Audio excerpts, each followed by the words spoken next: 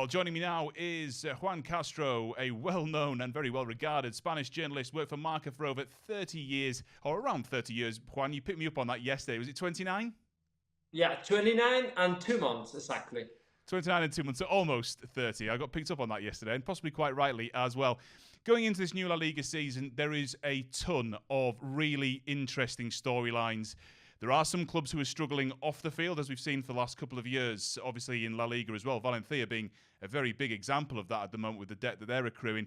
We're going to talk about a few individual games very shortly, but what kind of season are you expecting in La Liga this year? I mean, are we expecting some surprises, or are we going to carry on down this Real Madrid route again? Well, I will say, well, thank you very much for inviting me, first of all. And second, just answering your question, I will say that if Real Madrid doesn't win this Liga, that would be the real surprise. I mean, Yeah. for us here in Spain, no other matter than the new Mbappe's Real Madrid is gonna win this La Liga, and with so many points of advantage, I would be surprised if there is a very very close Liga at the end, because I think Real Madrid, and yesterday was an example, Real Madrid has to dominate this La Liga. It took them a little while we're recording this the day after the Super Cup final in Warsaw.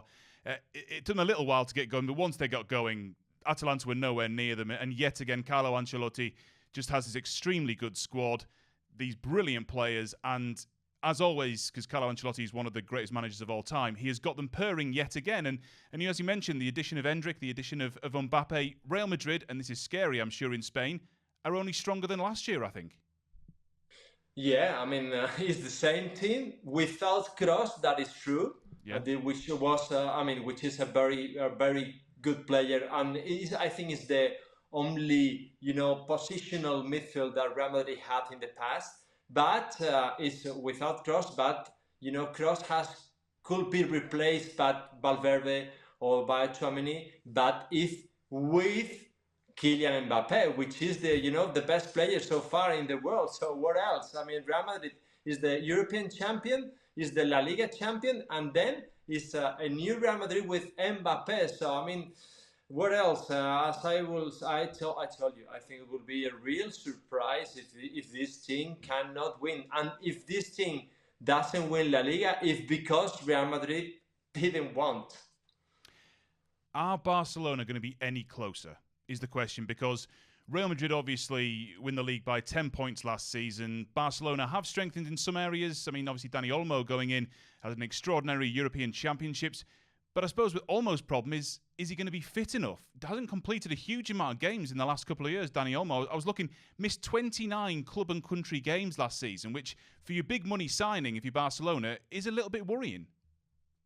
Yeah, I mean, that the problem right now with Dani Olmo is that even Barcelona, due to the financial problems, cannot be official, how you say, inscribed in English, registered, yeah, inscribed in La Liga to Dani Olmo. So Dani Olmo right now cannot play this weekend. So it's incredible, because Barcelona has a lot of financial problems. And it's true that even with that, Laporta, which is like a kind of magic president, reached to sign Dani Olmo. But with Dani Olmo and with all of the young players, I think Barcelona has to survive in this Liga, and even I think they can compete. With all the players. If Pedri is fit, because he's still recovering with his injury. If, of course, Gavi is coming back, if with Lamine Yamal, with Fermín López, which was the MVP in the Olympic Games, with all these young talents, I think they can do it. But, to compete with Real Madrid is still quite difficult for Barcelona. Is a win for Barcelona, I mean, look, a win for Barcelona is the title and the charge in Europe, but if we talk slightly more realistically, if Barcelona get closer to Real Madrid this season and have a more settled year off the field, is that good enough for the club? No. Just this season? Still no. No. Not at all. No. Barcelona is, and they consider club number one in the world. They consider So for them, it's not enough to be second behind Real Madrid. No. I mean, I think even with all the problems we mentioned, even considering that they are not still in Camp Nou, they will play in Montjuic another year. Even considering these financial problems, I don't think that for the people, for the fans, to be second another year, even that considering that Real Madrid has signed Mbappe and so on, considering that, I think for the fans, no, not at all. They want to win. They want to win the Champions League. For them, it's like a tragedy that Real Madrid year after year win the Champions League. So no. And now it's not only a football perspective, also a social perspective. Like the Madrid society in the last year, they are successing. They are having success, and the Barcelona society is like coming a bit down. So no, for them it's not a success. What about Atleti? I mean, this is a really interesting side this season, Atletico Madrid, because Solot obviously comes in. Julian Alves comes in for big money. Julian Alvarez this year. Robin Lenormand comes in as well. They've spent money. They want to be closer than they were last season. I mean, they weren't a million miles away, but they were still pipped by Girona. I mean, they ended up finishing fourth. What do they need to do to challenge that top two again this season? I think, Atletico is a different case. I think they are not anymore the equipo del pueblo, let's say the team of the people, right, in terms that they spent so much money this season. So Julian, Charlotte, and Lenormand. So they are not anymore an equipo del pueblo. So they are not more a human team, and in which they can be comfortable in a second or third place. But it's curious that for them, for Atletico people, to be second if they win a cup, to be second in La Liga if they beat Real Madrid 3 or 4 times like this last season, is not so bad. The last season, I think for some Atleticos, it was a normal season, but for the most Atletico people, it was a good season. Why? Because they beat Real Madrid 2 or 3 times. I don't remember. So they are comfortable in this position. But for the general people of football, I think they are not more equipo del pueblo, because they spend so much money. They have to be at least fighting for the titles. And they may well end up doing so. That is interesting that perhaps people support Atletico just in the past because they've been the closest to breaking through that top two, and just sort of getting either of those two teams beaten is, I suppose, a huge, certainly for non-Real Madrid fans, non-Barcelona fans, that's a really good thing, just seeing those two sides lose. And Atletico in recent years have been the main team to perhaps challenge them in doing that. That's really interesting. I want to talk Girona as well, because Girona are underdogs, let's be fair. But they're not quite perhaps the underdogs they are spoken of in terms of, the system, the setup, and of course where all the support off the field comes from. But they finished third last year. They were remarkable, certainly in the first half of the season, as well as Girona. What do we think they're going to do this year? Because I'm looking at this side and saying, I have no idea if they're going to follow up last year's with something brilliant, or if this year is going to be much more mid-table-y.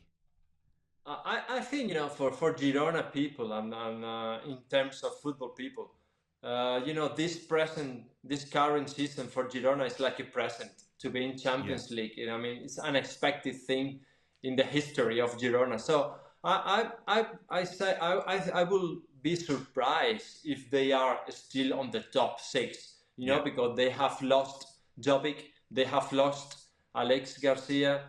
It's true that they maintain their coach Mitchell, which is I will say the head of this Champions League project, and but the reasonable thing would be to come back to the 8th, 9th, 10th position. I would be really surprised if they are already still in the top 6, because so many teams that are before this Girona, even considering that they are also the thing that they are playing Champions League it's even more difficult for them because they are not used to that, Yeah. and they need even 2 squads for that. So I will be really surprised if they are in the top 6. Yeah, but again, like you say, a fun Champions League run, a nice mid-table finish. That's another good year. Let's be fair. That's another very good year Yeah, for of Girona. course. I mean, yeah, I of mean, course. a team who's not having a good time of it, we mentioned in the intro here, is Valencia. 400 million euros of debt, I believe, is the current number. Am I right on that? Yeah, around that. Yes, Yeah, difficult to say exactly. a ground that they started to build, 15 years ago, and they can't finish. It has been a relatively quiet summer in terms of ins and outs of Valencia because, I mean, in terms of getting in, how are you going to do that at the moment? Has Valencia's time come in terms of, are they about to hit that huge cliff edge, which sometimes clubs in financial troubles hit? Are they about to hit that cliff edge, or is another season surviving in La Liga good enough at the Mestalla? And another season surviving. Yeah. As far as the owners don't want to invest more money, as far as the stadium is not progressing in his construction, as far as they cannot sign people, even they are going to sell somebody, because you know that Mamardashvili, I will say the best goalkeeper in La Liga last year, alongside with the last games of Courtois, but I would say that the best goalkeeper, he will be sold in the next days. Yeah. Also, maybe some of the youngsters like Javi Guerra can be sold. So Valencia is surviving daily thing. So for them to survive in first division is enough for them, because they cannot maintain their team, and they are still surviving with young talents for the young youth team. So it's a very difficult and very sad thing, because Valencia is one of the greatest team in La Liga ever, but they are in a surviving policy. And even more, as you say, you mentioned the stadium. You know that Valencia, even they won't be in the 10, 11 stadiums of the future World Cup in Spain in 2030. Wow. So that's a big also fight in Valencia, and that's a big tragedy for Valencia people that they are not in the World Cup. And that's a real sort of defining image of what's happened to the club over the last sort of X amount of years, isn't it? It really sums everything up. That they aren't even considered for that that's bonkers. I'm going to very quickly name drop here. I'm sure he won't mind me saying this. I bumped into Gaizka Mendieta the other day. I've worked with him on occasions in the past, and I just very quickly said to him, we talked about something else. I was like, "Oh, quickly, while I've got you, Valencia," and he just went. And then it kind of all went very quiet, and I was just like, I'll go back to asking him about Middlesbrough then.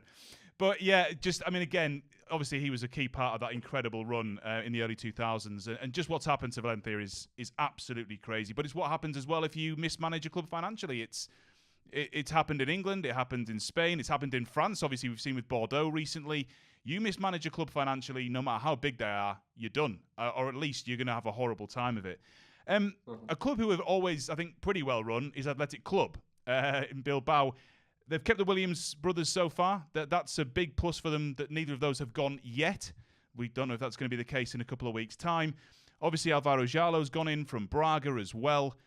I'm expecting a really, really good year in the Basque Country for these guys. Yes, I mean, I will say that, Athletic Club is really an example of what a club has to do in terms of financial things, and in terms of, that is the only club, I think, in Europe that they cannot sign people outside País Vasco, outside Basque Country. So, which is a tremendous challenge in these times in which all the teams has a lot of foreign people. So I would say that it's really admirable club, Athletic, and even with this policy. Even considering that they have not no Basque Country players, even with that, they play a really good football. They maintain the Williams brother, which was a quite difficult thing. We will say what happens from here to the end of August, but Nico Williams is still playing for Athletic. That's a quite impossible thing in these days, because a lot of Premier League clubs, even Barcelona, offer so much money, and he maintained his club. So that's a good example of what Athletic does. Nico Williams wants still to play 1 year more with his all-time club. And it might be that pride in playing for Athletic Club is part of what helps them play so well, that you've got this unit. I mean, you look at Real Sociedad, obviously, as well, another Basque side, who are majority Basque, but obviously you occasionally get, Kubo's in there, for example, the Japanese midfielder, Sušić is in there as well. So they will allow a couple of sort of stretches at Sociedad. But at Bilbao, it's really sort of religious, isn't it? That's it. Yeah. And I think that... as you say, it's a religion. To play for Athletic is a religion, and to be Athletic fan is a religion. I was in the cup final, Athletic Mallorca, and was really exceptional how people travels to Sevilla, from Bilbao to Sevilla. They are really proud to be Athletic fan. I will say, I admire this club because it's a very difficult thing to see in the world. Do you think they'll be top 5 this year? I think they will fight for the top 5 or top 6. You know that maybe in Spain, if they recover position, Spain will have 5 teams in the next Champions League. But I will say, if not, difficult to be in Champions League, 4 or 5, and I think they will fight for the 5th or the 6th position. I think is the proper way to these Athletic Bilbao possibilities.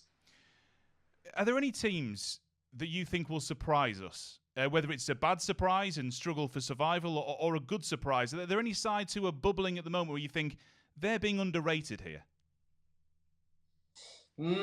Difficult.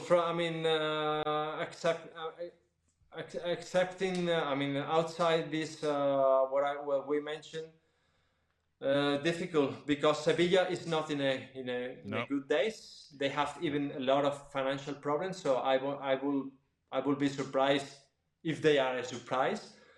Betis also, they are not signing new people, and if they are selling people like Guido Rodriguez, I will be surprised with anything. But if I have to say like something very romantic surprise, I will mention Rayo Vallecano, which is the only club in the first division which belongs to a quartier, to a barrio. I don't know, say it in English. A very little area of Madrid. Yeah. And I think it's a very romantic idea of what is a team, because they are a little piece of Madrid, and they maintain their proud of being fan of this club. And I will be really pleased if they are a surprise in La Liga this year. And they survived fairly late last season, didn't they? They finished just outside the relegation zone. But there were times, I remember I did a couple of Vallecano games last year, there were times when I was really impressed by... So, it's always such a boring thing to say, isn't it? But the organisation at Vallecano, I thought they were really smart about knowing they had a low resource, knowing they had low... Not low quality, but they didn't have the best players. But again, it's that teamwork, that organisation. And they managed to get some really decent results last season. In the end, of course, it got pretty tight for them, but they survived nevertheless. Yeah. I've really enjoyed this talk, Juan. I really, really have enjoyed it. I could keep going forever if I'm absolutely honest with you. I really could, because this is absolutely my kind of bag. Is there anything else you want to cover for us? Girona, we've spoken about. Obviously, Getafe are a weird one. I will say one thing. Important thing is that if you come to Spain, come to Madrid, because you have 5 first division teams. You have Leganés, Getafe, Rayo, Atletico, and Real Madrid. So it will be really impossible not to watch a football match in first division in Madrid, and in the other hand, we have only two Andalus teams from Andalusia, Sevilla and Betis, because all of them are in second division, Malaga, Cordoba, and the three relegated teams were from Andalusia, Almeria, Granada, and Cádiz. So that's a very, very local thing here in Spain, but you have to count with this if you come to Spain to watch football. I went to the Camp Nou once, many years ago, and it was just before Messi really became Messi. He obviously started off as incredible and this amazing talent, but there was kind of a year where he was good but not unstoppable, and it just happened very quickly. And I saw that game, and it was one of the best games I've ever been to, except for I was in the gods. I was at the very top, and that's too steep for me, Juan. It's too steep. Get some railings, get some safety equipment up there, please. I'm begging you. I know they're rebuilding. It was in Camp Nou. Yeah, it was in Camp Nou. Yeah. I mean, the Camp Nou is a very. If you watch football very high in Camp Nou, it's quite difficult to watch the ball. If you watch football in Bernabeu high, it's not so difficult. I think it's like more vertical stadium. It's nicer in Bernabeu if you're in a high position. We'd had a couple of drinks in Barcelona before we went to the game, and honestly, even with a few drinks, I didn't feel very brave through most of that game. I was feeling very nervous because it's like that. It's almost like if you sneeze, you're going to fall onto the pitch from however many high up. So it's very scary. Juan, thank you so much for this, mate. Really enjoyed chatting to you. We will chat to you again in the future. Folks, don't forget all of the bets and everything available to you on sportsbet.io's website. We will see you next time.